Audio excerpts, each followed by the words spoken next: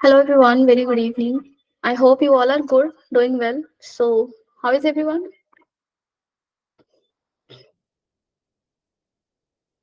Okay, again, screen is stuck, I guess. You are seeing some other page, I'm reflecting some other page. So, I don't know what the issue. Okay, give me some seconds, please.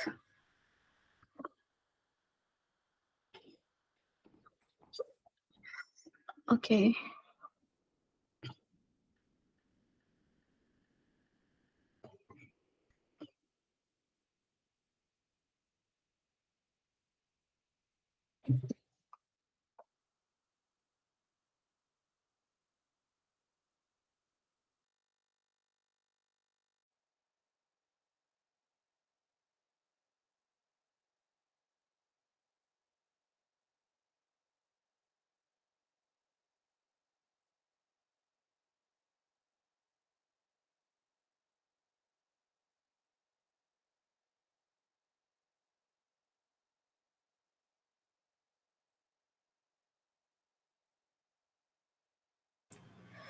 Well, now it is working, so we can start with the class. So today in the class हम लोग क्या पढ़ने जा रहे हैं? हम लोग पढ़ने जा रहे हैं kinetic theory of gases, and this is very important. The last topic left of heat and thermodynamics. Heat already we covered. Thermodynamics also we covered almost. Only left portion is your kinetic theory of gases. कल की class में और previous class में I would say I discussed what I will be teaching you in this portion.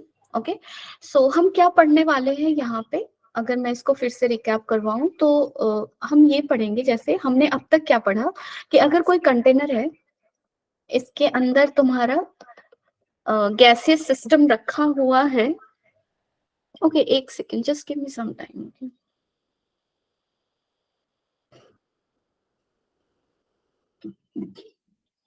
Okay, so अगर gaseous thing रखा हुआ है, just one moment.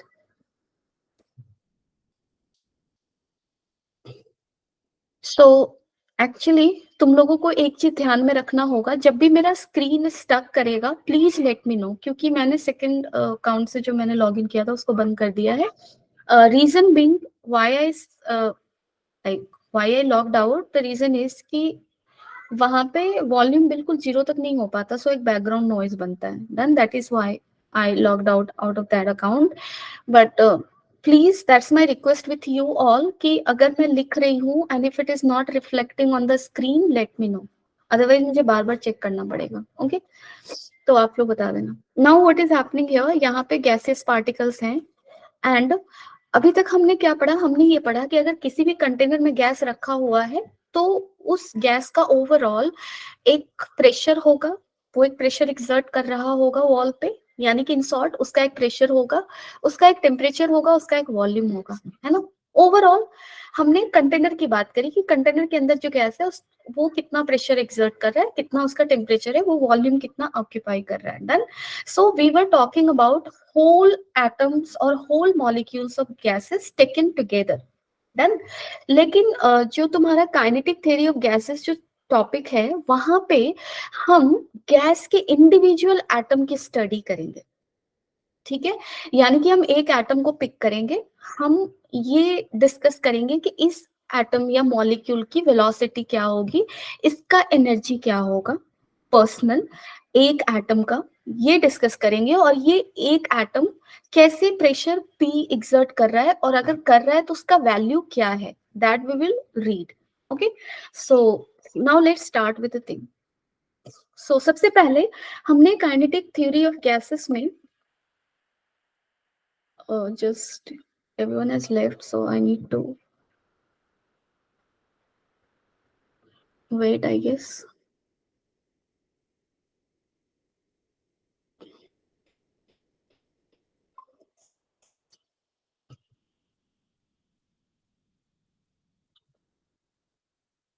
Okay, so before we start with this thing, there are certain assumptions that we have taken.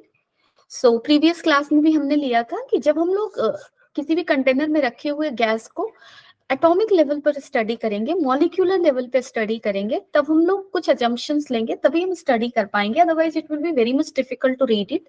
Done. So what are our assumptions that we will see here? Very first assumption is that volume of gas molecule is very small with respect to container. यानी कि यहाँ पे इस पूरे container का अगर आप volume, just give me सम second, अगर आप इस वॉल्यूम का कंटेनर अगर V मानते हो, सपोज करो इसका वॉल्यूम V है, देन व्हाट विल हैपन, ये जो इंडिविजुअल एटम ले रहे हो, इंडिविजुअल एटम का जो वॉल्यूम होगा वो क्या होगा, इसका वॉल्यूम जो होगा V dash, V dash will be far far less than that of. ठीक है. So this is first assumption that we are taking before reading gases on atomic level. दूसरा assumption हमारा क्या है, दूसरा assumption ये है कि number of gas molecule is very large to be finite. कहने का मतलब कि किसी भी कंटेनर में अगर सर्टेन अमाउंट ऑफ गैस है तो उसका नंबर जो है वो काफी क्या है, ज्यादा है. ठीक है, इतना ज्यादा है कि हम उसको काउंट नहीं कर सकते. मींस हम ये अज्यूम करेंगे कि number of molecules present here is very very very large. Done. Third assumption ये है कि हम लोग जो भी इंडिविजुअल मॉलिक्यूल या एटम है गैस का, उसको किसकी तरह ट्रीट करेंगे, उसको एक सॉलिड स्फीयर की तरह ट्रीट करेंगे. ठीक है. उसके बाद यहाँ पे जो भी गैस है वो एक सर्टेन टेम्परेचर पे है. ठीक है. और उस टेम्परेचर पे यहाँ पे जो गैसियस एटम्स होंगे उनका एक मोशन होगा. डन. और उस मोशन की वजह से what will happen, they will collide. Done.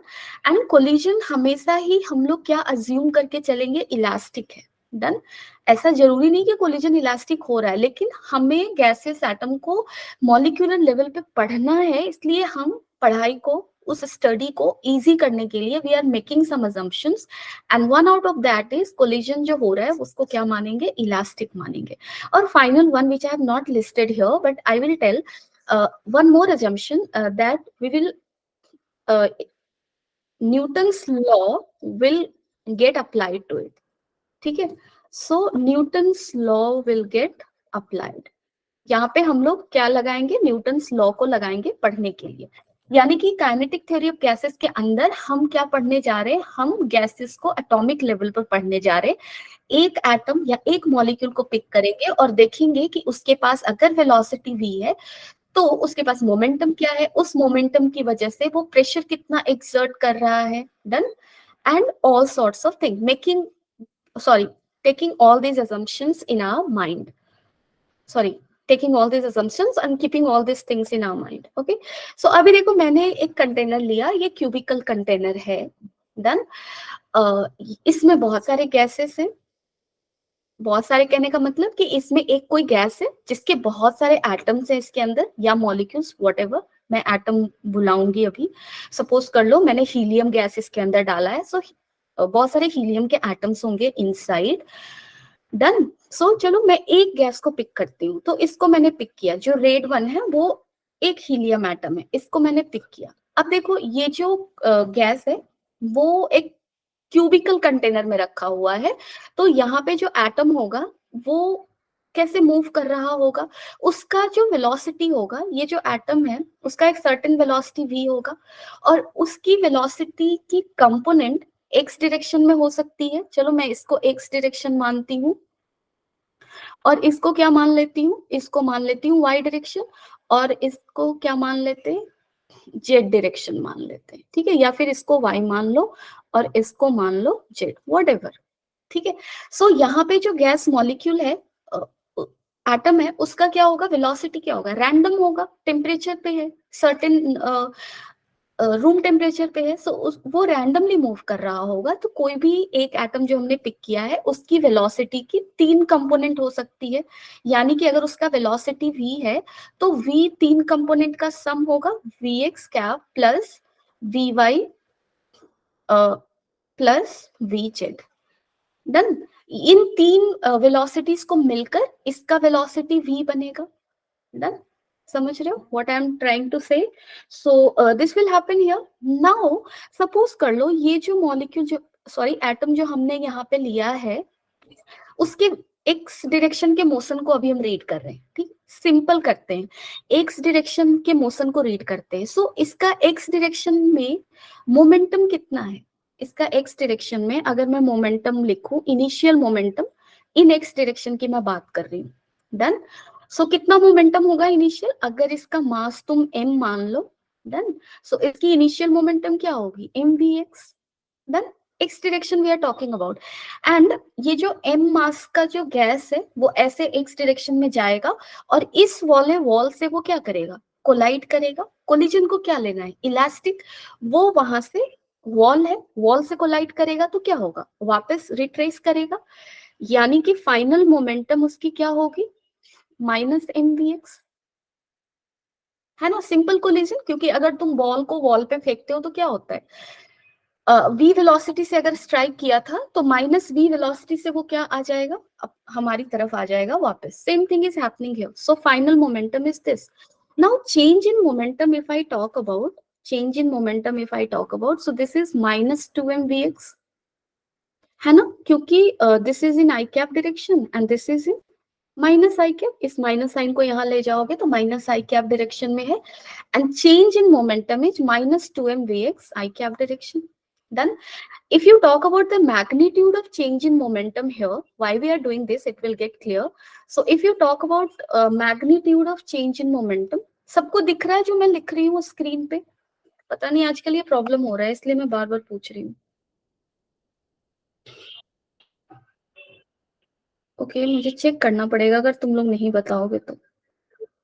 हाँ दिख रहा है, ओके।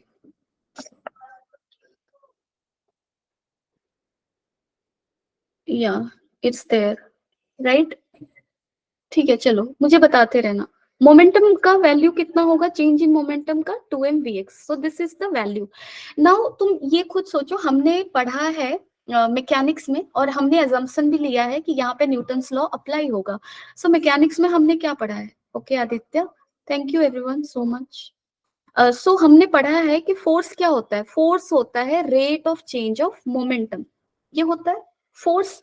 अब तुम ध्यान से देखो, सपोज कर लो ये जो मास m था वो इस वॉल से l डिस्टेंस पे था, ठीक है। सो डेल्टा t का वैल्यू यहाँ पे क्या हो जाएगा, डेल्टा t हो जाएगा, l डिस्टेंस गया है वो, और लाइक यहाँ से यहाँ तक जाने में उसको कितना टाइम लगेगा, यहाँ से यहाँ तक जाने में उसको टाइम लग, जैसे यहाँ पे मोमेंटम कितना था, यहाँ पे मोमेंटम था mvx, और यहाँ पे मोमेंटम कितना हो गया, यहाँ पे मोमेंटम हो गया minus mvx। So the time that it has taken for this momentum change if I से, और ऐसे भी कर, अगर नहीं भी निकालना है तो भी like you can just assume also कि वॉल पे जस्ट बिफोर द कोलिजन कितना मोमेंटम था mvx, just after the collision कितना मोमेंटम हो गया माइनस mvx, और कोलिजन होने के लिए कितना टाइम लगा, suppose delta T, you can assume also, so suppose delta T से भी चल सकते हो, done. So if you talk about here force, force तुम्हारा क्या होगा, फोर्स होगा 2mvx बाई डेल्टा, कितना लोगे, by delta T. So this is the amount of force getting acted upon it. अब देखो यहाँ पे अगर मैं डेल्टा टी को लिख भी सकते हैं, जैसा कि मैंने बोला यहाँ से यहाँ जाने में इसको कितना टाइम लगेगा, एल डिस्टेंस है सपोज कर लो, तो डेल्टा टी को क्या लिख सकते हो, एल बाई वी एक्स कह सकते हैं ना, कि अगर यहाँ पे इस मोमेंट को t इक्वल टू 0 कह दो तो कह सकते हो कि t इक्वल टू 0 पे मोमेंटम कितना था, mvx था, और डेल्टा टी टाइम के बाद मोमेंटम हो गया माइनस mvx, तो delta T that way also we can calculate, and if you are going to calculate that way also 2m by vx, delta t का वैल्यू क्या हो जाएगा, l by vx, राइट। सो यहाँ पे आप लिख सकते हो l by vx, ठीक है, ये हमने लिख लिया। Now this is your force, how much pressure it will exert, so pressure कितना एक्सर्ट करेगा, अब इसका एरिया हमें लेना पड़ेगा, जिस वॉल पे वो स्ट्राइक किया था उसका एरिया कितना है, सपोज कर लो a है, ठीक है, इसका एरिया कितना है, a है। सो प्रेशर अगर तुम्हें निकालना है तो फोर्स बाई क्या करोगे, एरिया, डन। सो ये कितना आया हमारा, ये आ गया 2mvx का square by al, Everyone clear up to this? Everyone clear up to this?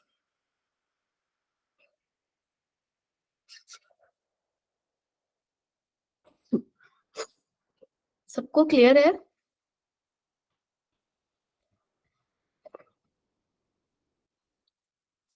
ठीक है, मैं नेक्स्ट पेज पे जा रही हूँ। मुझे ये बताना, नेक्स्ट ब्लैंक पेज दिख रहा है सबको? Okay, thank you so much. Okay, so अभी अभी हमने क्या पढ़ा? अभी अभी हमने ये पढ़ा, हमने यहाँ पे एक एटम को लिया था स्टडी के लिए, एक एटम को लिया और वो कोई एयर डिस्टेंस पे था इस वॉल से, ठीक है। और हमने ये देखा कि ये कितना प्रेशर एक्सर्ट कर रहा है आफ्टर हीटिंग दिस वॉल। सो कितना प्रेशर एक्सर्ट किया था? 2mvx का स्क्वायर बाई al। डन। अब चलो हम एक काम करते हैं, अब तुम खुद सोचो यहाँ पे एक चीज, वो ये है कि यहाँ पे सिर्फ एक एटम तो है नहीं, बहुत सारे एटम्स हैं, ठीक है। सो यहाँ पे जो एटम प्रेजेंट है उसको इस वॉल तक हीट करने में कितना टाइम लगा? उसको टाइम लगा डेल्टा टी, और डेल्टा टी इक्वल टू क्या है? एल बाई वी एक्स है। सो डेल्टा टी टाइम लगा। अब तुम खुद से सोचो कि इस एटम के आगे जो भी एटम्स होगा, इसके आगे जो भी होगा, वो डेल्टा टी टाइम में इस वॉल तक पहुंच जाएगा, क्योंकि इसके पास में या इसके आगे जो भी एटम होगा वो एल डिस्टेंस से क्या है? कम दूरी पर है वॉल से। सो अगर ये एटम पहुंच पा रहा है वॉल तक, तो इसके आगे वाले जो भी एटम्स होंगे इधर, वो सारे के सारे कहाँ पहुंच पाएंगे? वॉल तक पहुंच सकते हैं ना? समझ रहे हो? मैं कह रही हूँ कि अगर एल डिस्टेंस पे बैठा हुआ एटम वॉल को हिट कर पा रहा है, तो जो एल डिस्टेंस से पहले बैठा है या जस्ट वहां पे बैठा है वो भी पहुंच पाएगा वॉल तक। कहने का मतलब कि इतने वॉल्यूम में जो भी एटम्स प्रेजेंट है वो वॉल को हिट कर सकता है। First thing. दूसरी चीज ये है कि गारंटी के साथ हम ये नहीं कह सकते कि इतने वॉल्यूम में जो भी एटम बैठा है, सपोज मैंने ये एटम एक लिया, ठीक है, ये एटम, हम ये गारंटी के साथ नहीं कह सकते कि सारे के सारे एटम का वीएक्स का डायरेक्शन इधर की तरफ है। हो सकता है कुछ के वीएक्स का डायरेक्शन इधर की तरफ हो सकता है ना? रैंडम है, ठीक है, रैंडम वेलोसिटीज होंगी उनकी। सो हम ये भी नहीं कह सकते कि उस एटम के बाद एल डिस्टेंस से पहले जो भी एटम्स हैं सबका वीएक्स का डायरेक्शन प्लस आई कैप की तरफ हो, जरूरी नहीं है। यानी कि सारे के सारे इस वॉल की तरफ जा रहे हो, जरूरी नहीं है। हो सकता है कि इधर भी आ रहे हो कुछ। कितना? तो एवरेज लेंगे, है ना, क्योंकि कितना तो हम बता नहीं सकते, बहुत ज्यादा नंबर ऑफ एटम्स प्रेजेंट है। तो एवरेज, एवरेज क्या करेंगे? हम ये अज्यूम कर लेंगे कि half of the atoms present at a distance L or before L is moving towards plus I cap and half of it is moving in the minus I cap direction, ठीक है। So half को assume करेंगे कि वो इधर की तरफ जा रहा है। हाफ में भी कितना? सो एक टर्म है तुम्हारा, एक टर्म है स्मॉल n हम लेंगे, that is your number of atom present per unit volume. So हम ये हमें दिया हुआ है कि इस क्यूब में, क्यूबिकल कंटेनर में जो गैस रखा हुआ है उसका नंबर पर यूनिट वॉल्यूम कितना है? स्मॉल n है। तो ए एल वॉल्यूम में, क्योंकि एल डिस्टेंस से पहले कहने का मतलब कितना वॉल्यूम हम ले रहे हैं, देखो मैंने एल डिस्टेंस पे वो एटम को लिया था ना, तो उसके उसके बाद या उसके साथ वाले एटम्स कितने वॉल्यूम में प्रेजेंट है? इतने वॉल्यूम में। और इतना volume means how much? This much area, जिसको हमने ए माना था, और कितना length? L length. So A into L will give us what? Volume. Done. So how much volume is this? This is A L volume. Done. And number of molecule per unit volume is how much? Small n. So number of molecule or atom present in Al volume will be how much? NaL. So total number of molecule present, क्या लिखोगे यहाँ पे? Total number of atom या molecule जो भी है, number of atom present,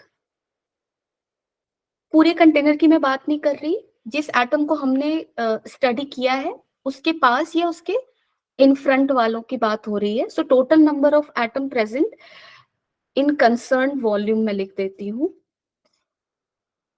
ठीक है। इन concern volume will be how much, it will B n into Al, क्योंकि concerned volume is A into L. Now pressure exerted by single atom is this much. So by this many atom, लेकिन इसमें भी हमने assume किया है कि half ही इधर जा रहा. So कितने एटम्स को हमें कंसिडरेशन में लेना है, NaL/2. So total pressure getting exerted, P total अगर मैं निकालूं तो मैं कितना करूंगी, 2m Vx का square by Al into NaL/2, मैं ये करूंगी, ठीक है। सो यहाँ पे ये वैल्यू कितना आ जाएगा अगर आप निकालोगे, तो ये वैल्यू 2 कैंसिल हो रहा है, Al कैंसिल हो रहा है, ये बच रहा है mVx का स्क्वायर इंटू n, यही मिला, ठीक है। अभी भी देखो टोटल प्रेशर किस टर्म में आ रहा है, Vx के टर्म में आ रहा है, लेकिन कोई भी एटम की वेलोसिटी Vx नहीं है, हमने वेलोसिटी क्या लिया था, v लिया था। सो v और Vx को कैसे रिलेट कर सकते हैं, now this is the thing. So v और Vx को रिलेट करने का सबसे आसान तरीका है, तुम ध्यान से देखो, ये जो एटम है इसका वेलोसिटी x डायरेक्शन में भी है, y डायरेक्शन में भी है, z डायरेक्शन में भी, और हर एटम का वेलोसिटी हर डायरेक्शन, तीनों ही डायरेक्शन में होगा सिमिलरली, ठीक है।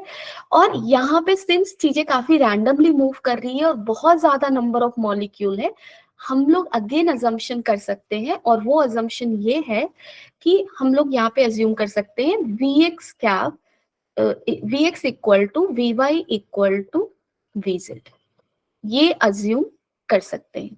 और अगर हमने ये अज्यूम किया है तो देखो इसका मतलब हम क्या लिख सकते हैं, हम ये लिख सकते हैं कि Vx 3Vx equal to mod of 3Vx is equal to V mod of V कह सकते हैं, क्योंकि पहले इक्वेशन में, ये जो पहला इक्वेशन है इसमें Vy की जगह Vx रख दो, Vz की जगह भी Vx रख दो, क्योंकि हमने तीनों को इक्वल अज्यूम कर लिया है सिमेट्री से, और बहुत ज्यादा नंबर ऑफ मॉलिक्यूल है इसलिए कर लिया है। तो v किसके बराबर हो जाएगा, 3Vx, यानी कि Vx किसके बराबर हो जाएगा, V/3, ठीक है।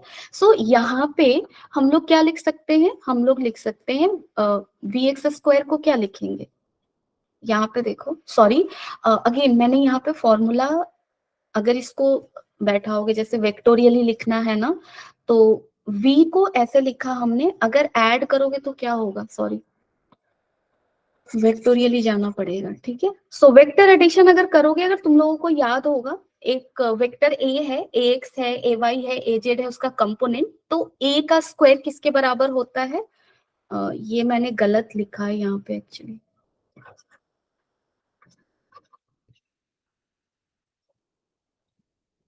नहीं लिखा तो सही था, सॉरी यार मेरा दिमाग कंफ्यूज हो रहा है, एक सेकेंड, एक सेकेंड, हमने क्या लिखा था, कोई भी उसकी वेलोसिटी थी v, और v का 3 कंपोनेंट है, सो Vx कैब होगा प्लस Vy कैब होगा प्लस Vz वेक्टर होगा, सारे वेक्टर से v equal to this this this है, ठीक है, x component, y component, z component. अब देखो यहाँ पे अगर मॉड v की बात करेंगे ना, तो मॉड v का स्क्वायर किसके बराबर होगा, अब लिखेंगे स्क्वायर के टर्म में, सो this is Vx square plus Vy square plus Vz का स्क्वायर, ये मैंने वहां पे मैंने डायरेक्टली कर दिया था, इसलिए कंफ्यूजन हो सकता है, इसलिए मैं डबल लिख रही हूँ, समझ रहे हो। मॉड ऑफ, जैसे मॉड ऑफ वेक्टर कैसे लिखते हो, ए स्क्वायर प्लस बी स्क्वायर का रूट अंडर, रूट हटा दोगे तो क्या होगा, स्क्वायर हो जाएगा ना दोनों side, so that thing I have done here, जैसे यहाँ पे इसको रूट ले लोगे, इसको रूट ले लोगे, तो v का वैल्यू होगा root under Vx square plus Vy square plus Vz square, so this is your v here. Further, we assumed by symmetry that Vx equal to Vy equal to Vz. अगर ये use करोगे यहाँ पे, तो क्या होगा यहाँ पे, v का स्क्वायर दोनों तरफ स्क्वायर कर दो, यहाँ भी स्क्वायर कर दो और यहाँ भी स्क्वायर कर दो, अगर स्क्वायर करोगे दोनों तरफ तो क्या मिलेगा तुम्हें, तुम्हें मिलेगा v का square is equal to Vx square plus Vy square plus Vz square, Vy की जगह मैं Vx रख रही हूँ, Vz की जगह Vx रख रही हूँ, तो 3Vx का स्क्वायर, यानी कि Vx स्क्वायर को क्या लिख सकते हैं, V स्क्वायर बाई 3, ठीक है। सो यहाँ पे vx स्क्वायर को क्या लिखेंगे, v स्क्वायर बाई 3, यानी कि 1/3 mn v का स्क्वायर, ठीक है। This is this thing. So finally, pressure getting exerted by overall atoms present in this container, we can what we can generalize it to this formula, that is 1/3 into m is what, m is mass of single atom or molecule, n is what, number of molecule present per unit volume, and v is what, velocity of the atom or molecule, and which type of velocity it is called RMS velocity. Okay, इस velocity को हम क्या बोलेंगे, RMS velocity, ठीक है। इस पे मैं और आगे डिस्कशन करूंगी RMS वेलोसिटी को। डन। सो अभी के लिए हमने क्या पढ़ा, हमने ये पढ़ा कि हमने एक एटम को लिया, गैसियस एटम को लिया और उस पे फोकस किया, ठीक है। उस एटम के एक्स डायरेक्शन को मोशन को कंसीडर किया पहले, एक्स डायरेक्शन में मोमेंटम हमने देखा, initial and final after collision, change in momentum देखा, force exerted, change in momentum by time how much it is taking to reach here, that time we have taken here, so that is this, and momentum we calculated for that single atom. Now we started calculating this pressure for whole atoms present here, and for that we have taken assumption half is moving forward and another half is going in this direction, है ना। सो उन सारे assumptions को ध्यान में रख के हम टोटल प्रेशर तक पहुंचे 1/3 mnv का square. So this is your pressure getting exerted. Okay, so this is the final formula we are getting for pressure in terms of microscopic variables. चलो अभी आगे और पढ़ेंगे, चाप मत लो. Kinetic interpretation of temperature. अभी देखो यहाँ पे हमें प्रेशर कितना आया, हमें आया 1/3 mnv RMS का स्क्वायर. मैं उसको RMS बोलूंगी, ठीक है. RMS का क्या मतलब होता है आगे देखेंगे. सो अब देखो यहाँ पे हमने गैस के लिए ये फॉर्मूला लाया है. So ideal gas equation use कर सकते हैं. PV इक्वल टू क्या लिखोगे, nRT. सो जो कंटेनर था यहाँ पे, इस कंटेनर के लिए इसका सर्टेन वॉल्यूम है, इसमें सर्टेन नंबर ऑफ मोल्स हैं. सो n कंफ्यूजिंग हो जाएगा. मोल को चलो दूसरे लेटर से डिनोट करते हैं, म्यू लिखते हैं इसको, ठीक है, म्यू RT. डन. अब देखो यहाँ पे प्रेशर P है. P की जगह हम क्या लिख सकते हैं, P की जगह हम लिख सकते हैं म्यू RT बाई V. तो यहाँ पे आप लिख लो mu RT by V, and this is equal to 1/3 m, and n is what, n is your number of molecule present per unit volume. So suppose कर लो total number of molecule n है. So this is n by V, where V is the volume of container, right? And this V is also volume of container because this is volume of container. Okay. And here you will write VRMS का square. अब आप इस V और इस V को cut कर लो, ठीक है. म्यू RT हो गया ऐसा कुछ. म्यू क्या होता है, मोल. मोल को क्या लिख सकते हैं हम लोग, अगर तुम लोग को याद होगा तो मोल को हम लोग दो तरह से लिखते हैं. नंबर ऑफ मोल को लिख सकते हैं mass present. So not this small mass m I am telling. This small mass m is the mass of single atom or molecule. This m I am talking about कि अगर किसी भी container में total mass present is m, then m by molar mass is mole. या फिर मोल को क्या लिख सकते हैं, total number of molecule present in the container divided by Avogadro number. सो मोल को दो तरह से लिख सकते हैं, नंबर के टर्म में, मास के टर्म में. अब देखो यहाँ पे नंबर के टर्म में लिखना हमारे लिए इंपॉर्टेंट होगा सो दैट इनको हम कट कर सके. सो अगर इस कंटेनर में total number of mole mu है और total number of molecule n है, मोल म्यू है, तो म्यू और n के बीच में क्या रिलेशन होगा, म्यू होगा n बाई Na, ठीक है.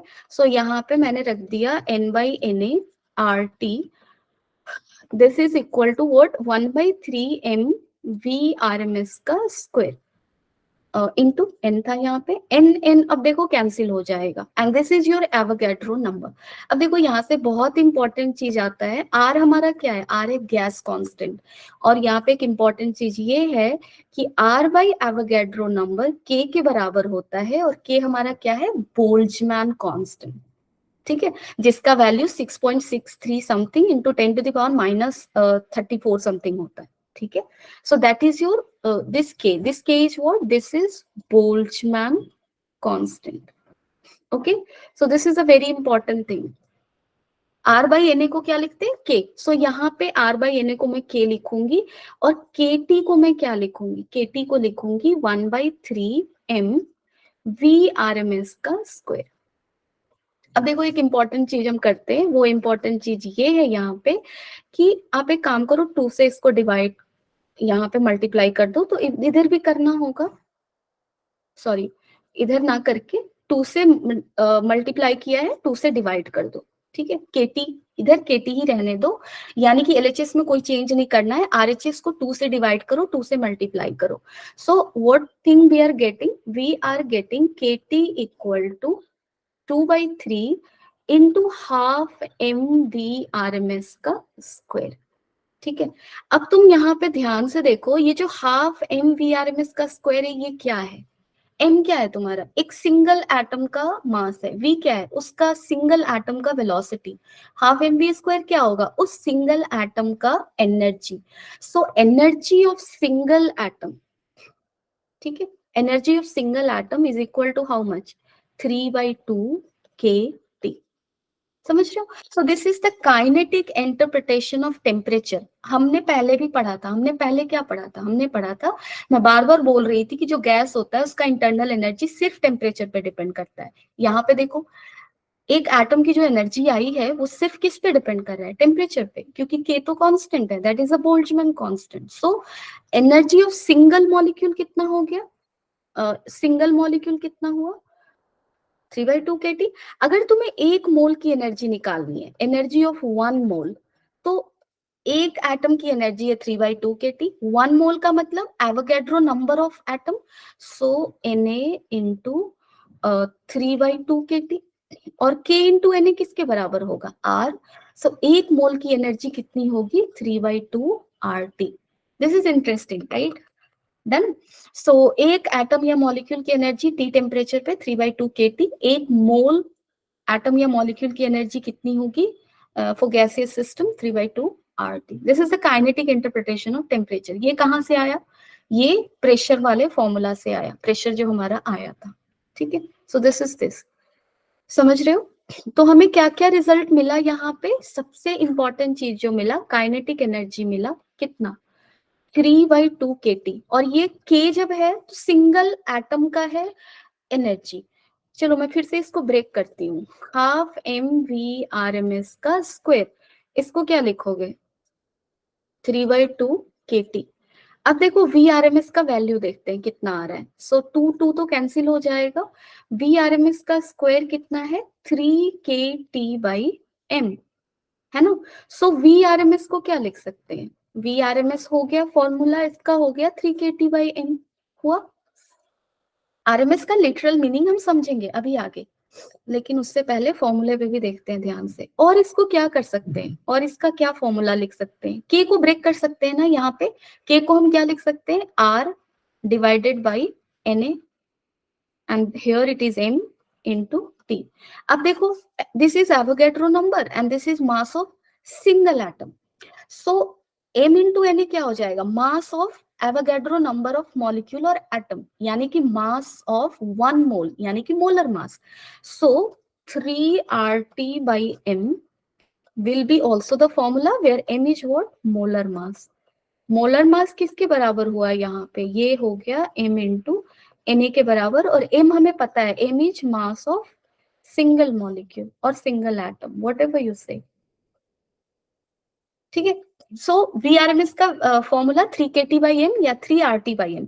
जब के यूज कर रहे हो तो m क्या है, मास ऑफ सिंगल एटम और मॉलिक्यूल, और अब r बोल रहे हो फॉर्मूला में तो m क्या है, मास ऑफ 1 मोल, यानी कि that is molar mass. Okay, I hope it is clear. Screen पे दिख रहा है सबको? Things are visible on screen,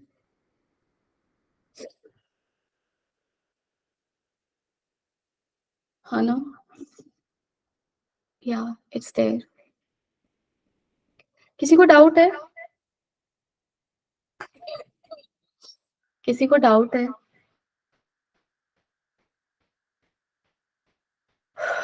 thank you.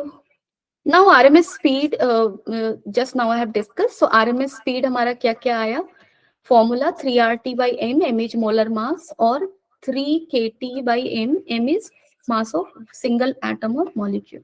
ठीक है, चलो। सो आगे मुझे बताते जाना। Maxwell distribution curve, this is very interesting. पता है ये बहुत इंटरेस्टिंग है, इसका ग्राफ तुम्हें एनसीईआरटी में भी दिया हुआ है। ये ग्राफ है क्या, मैक्सवेल डिस्ट्रीब्यूशन कर्व है क्या?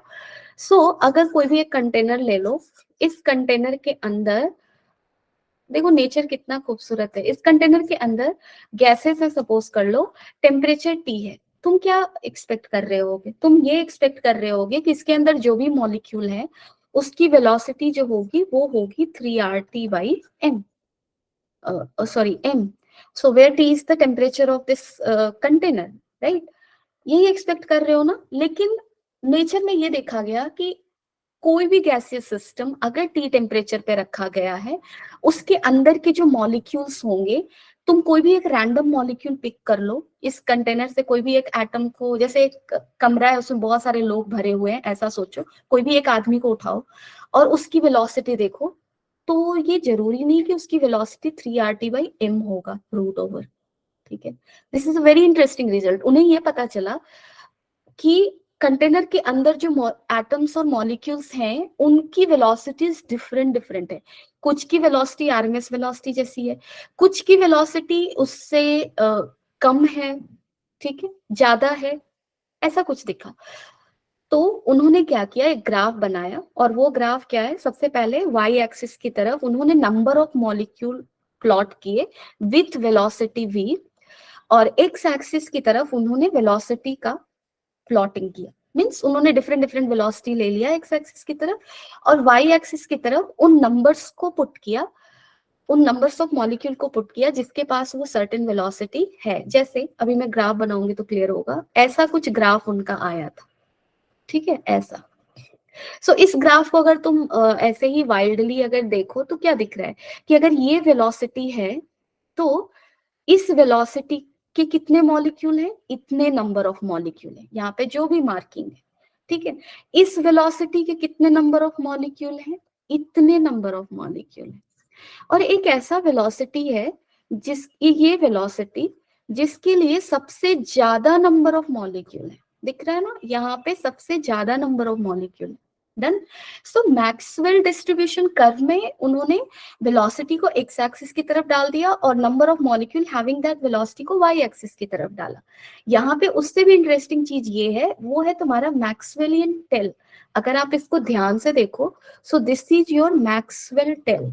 इसका क्या मतलब है, इसका मतलब ये था, this is a very interesting result, कि कोई भी कंटेनर में उसका टेम्परेचर चाहे 0 डिग्री ही क्यों ना हो, सपोज कर लो इसका टेम्परेचर 0 डिग्री है, तो भी उन्होंने ये पाया कि उस कंटेनर में कुछ ऐसे मॉलिक्यूल होंगे जिन जो हाईली एनर्जेटिक होंगे।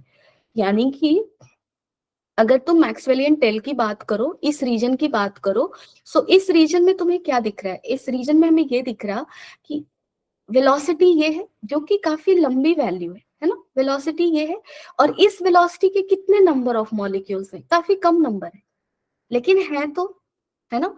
सो T = 0 डिग्री सेंटीग्रेड पे भी कुछ ऐसे मॉलिक्यूल होंगे जिनकी वेलोसिटी काफी ज्यादा होगी। Maxwellian tail talks about highly energetic particles present at any temperature greater than 0 kelvin.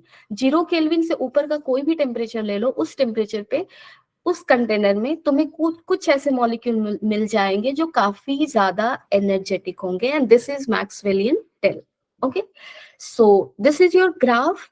अब देखो इस ग्राफ को और एक्सप्लोर करते हैं। हमने बेसिकली 3 वेलोसिटी पर ज्यादा फोकस किया, और हमारा 3 वेलोसिटी क्या था, एक वेलोसिटी वो है जिसपे मुझे सबसे ज्यादा नंबर ऑफ मॉलिक्यूल्स मिले थे, और इसलिए इस वेलोसिटी का नाम क्या रखा गया, मोस्ट प्रोबेबल स्पीड।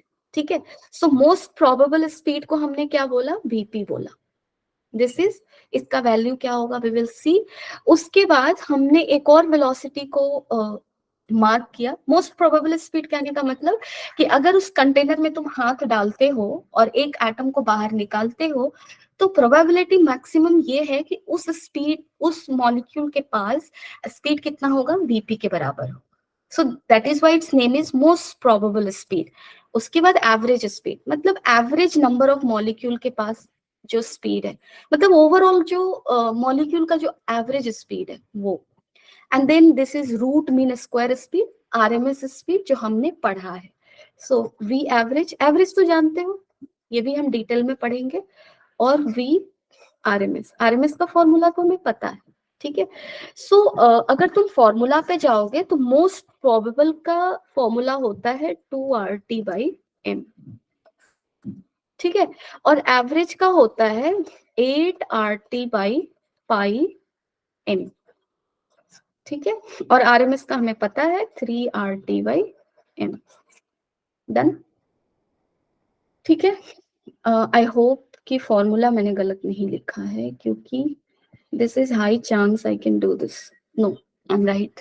चलो ठीक है। सो ये तीन हमें पढ़ना। मोस्ट प्रोबेबल का मतलब प्रोबेबिलिटी सबसे ज्यादा है कि किसी भी एटम के पास ये वेलोसिटी होगी। एवरेज आरएमएस क्या है, चलो मैं उसको डिटेल में करती हूँ। उसके लिए मैंने एक एग्जांपल यहाँ पे मैं एक एग्जांपल लेने वाली हूँ, और वो एग्जांपल ये है। सबको दिख रहा है ना ब्लैंक पेज जिसके ऊपर लिखा हुआ है RMS and average speed? Thank you, thank you, thank you. RMS and average speed, ठीक है। सपोज कर लो मेरे पास एक कंटेनर है, इसमें सुविधा के लिए मैंने बस 5 या 6 मॉलिक्यूल को दिया, ठीक है। इसकी स्पीड मैग्नीट्यूड में v1 बोल दिया मैंने, इसका v2, v3 and so on. Done. So average speed अगर निकालना है तो कोई भी चीज का एवरेज कैसे निकालते हैं? एवरेज जैसे निकालते हैं वैसे निकाल देंगे। सो v1 plus v2 plus v3 plus v4 plus v5 plus v6 divided by क्या कर दोगे? 6। सो दिस इज एवरेज स्पीड। जिस एवरेज की हमने अभी यहाँ पे बात करी है वो यही है। अगर तुम्हें क्वेश्चन में नंबर ऑफ मॉलिक्यूल 4-5 दिए हुए हैं या फाइनाइट नंबर है और तब एवरेज पूछ रहा है, तो simply add it and divide by the number. कुछ नहीं दिया है, टेम्परेचर दिया है, मोलर मास दिया है, then you will use the formula, ठीक है।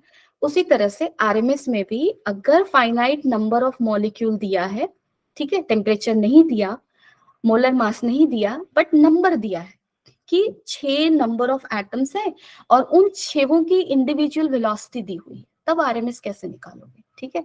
सो वी आरएमएस कैसे निकालते हैं? पढ़ो इसको ध्यान से। दिस इज रूट, ठीक है, this is what, this is mean and this is what, square. Root mean square. Done. और हम इसको पढ़ेंगे कैसे? ऑपोजिट पढ़ेंगे, उल्टा पढ़ना स्टार्ट करेंगे इधर से। यानी कि सबसे पहले हम क्या पढ़ेंगे? स्क्वायर। तो सबसे पहले ना तुम सबका स्क्वायर कर दो। तो चलो मैंने v1 का स्क्वायर कर दिया, v2 का स्क्वायर कर दिया, v3 का स्क्वायर, v4 का स्क्वायर, v5 का स्क्वायर, v6 का स्क्वायर। स्क्वायर करना है सबसे पहले, क्योंकि हम ऐसे पढ़ रहे हैं इसको। उसके बाद मीन करना है, यानी कि जो भी वेलोसिटीज थी तुमने उसका स्क्वायर कर दिया, अब उसका मीन ले लो।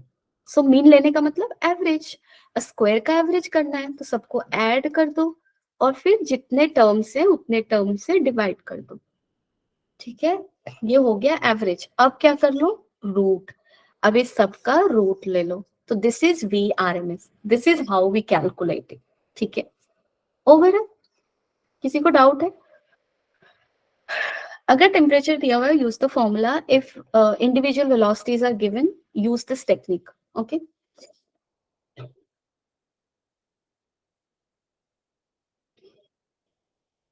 Okay, Jadeja. Thank you for being so kind and generous. Equipartition of energy. अब देखो ये बहुत इंटरेस्टिंग है। इंटरेस्टिंग किस हिसाब से है? अभी अभी हमने पढ़ा, एक कंटेनर लिया, इस कंटेनर के अंदर हमने अज्यूम किया बहुत सारे एटम्स हैं जो कि होंगे। हमने एक एटम का स्टडी किया और हमें क्या मिला? हमें ये मिला कि वो जो एटम है उसकी इंडिविजुअल एटम की एनर्जी कितनी थी? 3/2 kT। यही आया था ना? देन ये हमारे रिजल्ट आया था। अब तुम ध्यान से सोचो, ये जो इंडिविजुअल एटम था वो एक ऐसे कंटेनर में है, एटम की बात कर रही हूँ, ठीक है, मोनो एटॉमिक है। अब ध्यान से देखो, अब एटम और मॉलिक्यूल कहना अलग अलग मतलब होगा। अब देखो, ये एक्स एक्सिस इधर है, ये था जेड और ये था वाई। हमने क्या लिया था, हमने लिया था ये कि ये जो एटम है इसके पास वेलोसिटी है और इसकी वेलोसिटी का दो कंपोनेंट, तीन कंपोनेंट है ना। इसका क्या मतलब है, अगर मेरे जैसे मैं चल रही हूँ तो मैं आइदर एक्स में चलूंगी, वाई में चलूंगी, जेड नहीं चल सकती, मेरे डोमेन के बियॉन्ड है वो। लेकिन यहाँ पे जो एटम है वो तीन डायरेक्शन में चल रहा है, यानी कि उसके पास चलने का कितना फ्रीडम है, कितने डायरेक्शन में वो चल सकता है कोऑर्डिनेट वाइज, तीन। उसके पास तीन फ्रीडम है ना, x, x, y and z. So हम ये बोलेंगे यहाँ पे, अब देखो टेक्निकल टर्म स्टार्ट होगा और वो ये है कि यहाँ पे जो एटम है उसके पास कितना फ्रीडम है, हाउ मच फ्रीडम। यहाँ पे चलो इसको थोड़ा इंटरेस्टिंग करते हैं, हाउ मच फ्रीडम, तो कितना फ्रीडम है इसके पास, तो मैं कहूंगी 3 डिग्री ऑफ फ्रीडम। इसके पास कितना फ्रीडम है, और ये सारा फ्रीडम इसका ट्रांसलेशनल का है, ये ट्रांसलेट ही तो कर रहा है, रोटेट तो कर नहीं रहा है ना। ये सिंगल एटम है, अगर ये मॉलिक्यूल होता या डाई एटॉमिक होता तो हो सकता है अपने एक्सिस के अराउंड वो रोटेट भी करता, पॉसिबिलिटी है। बट ये तो मोनो एटॉमिक है, चल ही सकता है ऐसे, रोटेट करने के लिए इसके पास कोई एक्सिस नहीं है। Then so if I talk about monoatomic gas that we have considered earlier in our class, earlier in the discussion today in the class. So monoatomic को हमने लिया और हमें एनर्जी कितना मिला था, 3/2 kT। और मैं बोल रही हूँ कि यहाँ पे जो मोनोएटॉमिक है उसके पास 3 डिग्री ऑफ फ्रीडम है, यानी कि 3 डिग्री ऑफ फ्रीडम के लिए उसके पास कितना एनर्जी आया, 3/3 इंटू हाफ KT। अब मैं ऐसे लिख रही हूँ, ठीक है, sorry, this is half KT, this is 3। सो 3 क्या है, यहाँ पे 3 है डिग्री ऑफ फ्रीडम, है ना, 3 is what, 3 is your degree of freedom. और हाफ KT क्या हो गया, हाफ KT ऐसा लग रहा है ना कि हर डिग्री ऑफ फ्रीडम पे कितना एनर्जी है, हाफ KT। सिंस यहाँ पे जो एटम है उसके पास 3 डिग्री ऑफ फ्रीडम है, इसलिए उसके पास टोटल एनर्जी कितना है, 3/2 kT। सो यहाँ से एक बहुत ही इंटरेस्टिंग रिजल्ट सामने आता है, वो ये है कि कोई सिंगल एटम या मॉलिक्यूल के पास 1 डिग्री ऑफ फ्रीडम के लिए कितना एनर्जी होगा, हाफ KT। ठीक है, समझ रहे हो, सिंगल डिग्री ऑफ फ्रीडम में कितना एनर्जी होता है, हाफ KT। अगर कोई तुम्हें बोलता है कि एक एटम है उसके पास 1 डिग्री ऑफ फ्रीडम है, उसके पास कितना एनर्जी है बताओ, तो तुम बोलोगे हाफ KT। तुमसे कोई बोलता है कि एक एटम है जिसके पास F डिग्री ऑफ फ्रीडम है, तो बताओ उसके पास टोटल एनर्जी कितना होगा, तो तुम बोलोगे F इंटू हाफ KT, क्योंकि 1 डिग्री ऑफ फ्रीडम को हम कितनी एनर्जी दे रहे हैं, हाफ KT दे रहे हैं। ठीक है, so depending on if we know कि किसी भी चीज के पास कितना डिग्री ऑफ फ्रीडम है, हम बता सकते हैं कि उसके पास टोटल कितनी एनर्जी है। ठीक है, तो चलो यहाँ पे यानी कि सबसे इंपॉर्टेंट कंक्लूजन क्या निकला, each degree of freedom, each degree of freedom for single atom or molecule, for single atom या molecule will have how much energy, half KT energy। ठीक है, half KT joule of energy. ठीक है, done. So this is equipartition. हमने यहाँ पे क्या किया, 3/2 KT को इक्वल इक्वल पार्ट में डिवाइड कर दिया। क्यों 3 इक्वल, क्यों, क्योंकि इसके पास 3 डिग्री ऑफ फ्रीडम था। ठीक है, अब देखो degree of freedom for diatomic and triatomic gases हम पढ़ेंगे। अब देखो मैं यहाँ पे हाईलाइट तुम लोगों के लिए बना देती हूँ, अगर मोनो एटॉमिक गैस है तो मोनो एटॉमिक गैस जो होगा वो क्या करेगा, वो सिर्फ ट्रांसलेट करेगा, it will do only translation. ठीक है, और ट्रांसलेट कितने डायरेक्शन में कर सकता है, एक्स, वाई और जेड। सो इसके पास टोटल कितने डिग्री ऑफ फ्रीडम होंगे, 3 डिग्री ऑफ फ्रीडम। ठीक है, ये चीज इंपॉर्टेंट है एक मोनोएटॉमिक के लिए। अगर मैं डायएटॉमिक की बात करूं तो जो डायएटॉमिक है वो तुम्हारा ट्रांसलेट भी करेगा और रोटेट भी करेगा। ठीक है, अगर कोई चीज ट्रांसलेट करता है तब उसके पास कितने डिग्री ऑफ फ्रीडम आएंगे, अभी अभी हमने देखा 3। क्योंकि ट्रांसलेट करेगा वो एक्स वाई जेड डायरेक्शन में। अगर वो रोटेट कर रहा है तो कितने होंगे, अगर और वो डायटोमिक है तो देखो यहाँ पे एक बहुत ही केमिस्ट्री की चीज है ये, कि अगर दो एटम है, तुम लोगों ने भी पढ़ा होगा कि जो डायटोमिक मॉलिक्यूल्स होते हैं वो इसके अराउंड रोटेट कर सकता है, ठीक है, और इससे जो परपेंडिकुलर लाइन है उसके अराउंड रोटेट कर सकता है, लेकिन बॉन्ड के अलोंग वो रोटेट नहीं कर सकता, इसके अलोंग वो रोटेट नहीं कर सकता। क्यों? इसको मान लो एक्स एक्सिस, इसको मान लो वाई, और इससे जो परपेंडिकुलर जो लाइन जा रहा होगा प्लेन से उसको जेड मान लेते हैं। सो ये जेड के अलोंग रोटेट कर सकता है, वाई के अलोंग कर सकता है, एक्स के अलोंग नहीं कर सकता, क्योंकि बॉन्ड लाइन है एक्स के अलोंग। और बॉन्ड के अराउंड अगर अगर बॉन्ड के अराउंड वो रोटेट करेगा तो वो अनस्टेबल हो जाएगा, ठीक है, बॉन्ड ब्रेक होने का चांस होगा। और कोई भी चीज जब एटमॉस्फेयर में एग्जिस्ट कर रहा है, इसका मतलब वो स्टेबल है, डन, यानी कि वो बॉन्ड के अराउंड रोटेट नहीं करेगा।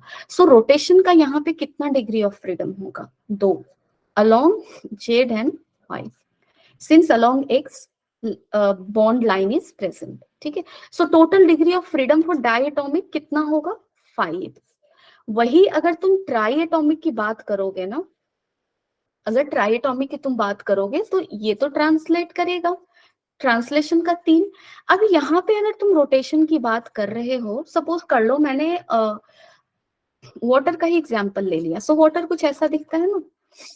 अब देखो यहाँ पे ये लाइन मैंने y ले ली, ये लाइन x ले ली, अब और इससे परपेंडिकुलर लाइन हमने z ले लिया।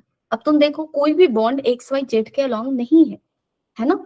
सो अगर ट्राइएटॉमिक मॉलिक्यूल अगर लीनियर नहीं है तो नॉन लीनियर है, ठीक है, ये बहुत ही इंपॉर्टेंट है यहाँ पे, इसको होना है नॉन लीनियर। अगर नॉन लीनियर है तो रोटेशन का भी कितना डिग्री ऑफ फ्रीडम होगा? 3। और अगर लीनियर हो जाता है, जैसे CO2, CO2 को अगर तुम ध्यान से देखो तो वो ऐसा होता है ना, एक लाइन में तीनों है। इस केस में हमारा एक एक्स एक्सिस ऐसे हो जाएगा, वाई एक्सिस ऐसे हो जाएगा, और जेड इससे परपेंडिकुलर। सो एक्स के अलोंग एक बॉन्ड है, डन। सो अगर नॉन लीनियर है ट्राइएटॉमिक, तब तुम्हारा डिग्री ऑफ फ्रीडम कितना होगा? 3 होगा। अगर लीनियर है तो डायटोमिक के जैसा वो होगा, यानी कि इसको डायटोमिक बोलो या फिर लीनियर ट्राइएटॉमिक, जो भी है, उन दोनों के लिए ही रिजल्ट सेम होगा। डिग्री ऑफ फ्रीडम कितना होगा तुम्हारा? यहाँ पे टोटल 5 होगा और यहाँ पे टोटल 6 होगा। सो नेक्स्ट क्लास में आई will discuss further about what will be the effect of vibration on degree of freedom. So degree of freedom को ही थोड़ा और डिस्कस करना है, उसके बाद KTG is over. So next class I will discuss for some 15 minutes this topic, and after that I will start with wave on a string. Okay, anyone having any doubt?